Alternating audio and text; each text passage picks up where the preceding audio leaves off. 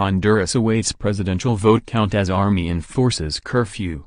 TEGUCIGALPA, Reuters. Honduras enforced a curfew on Saturday while still mired in chaos over a contested presidential election that has triggered looting and protests in which at least one person has died. The government's move on Friday evening to enact the nationwide curfew for 10 days and expand powers for the army and police was criticized by opposition leaders as a move to stifle protests over a presidential vote count that stalled for a fifth day without leaving a clear winner. President Juan Orlando Hernandez has clawed back a thin lead over his challenger, TV host Salvador Nasralla, but thousands of disputed votes could still swing the outcome. Since last Sunday's election, at least one protester has died. Over 20 people were injured and more than 100 others were arrested for looting after opposition leaders accused the government of trying to steal the election by manipulating the vote count. The suspension of constitutional guarantees was approved so that the armed forces and the national police can contain this wave of violence that has engulfed the country, said Abel Diaz, member of the Council of Ministers, on Friday. Under the decree, all local authorities must submit to the authority of the Army and National Police, which are authorized to break up blockades of roads, bridges and public buildings. A 10-day dusk-to-dawn curfew started Friday night.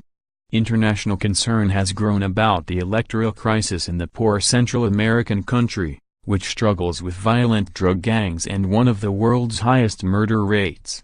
In the widely criticized vote count, Nasralla's early lead on Monday was later reversed in favor of President Hernandez, leading Nasralla to call for protests. The count stalled on Friday evening when the Electoral Tribunal said it would hand-count the remaining ballot boxes that had irregularities, comprising nearly 6% of the total vote.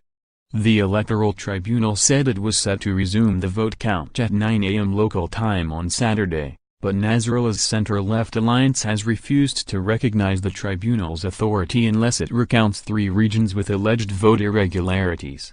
The 64-year-old Nasralla is one of Honduras' best-known faces and backed by former President Manuel Zelaya, a leftist ousted in a coup in 2009.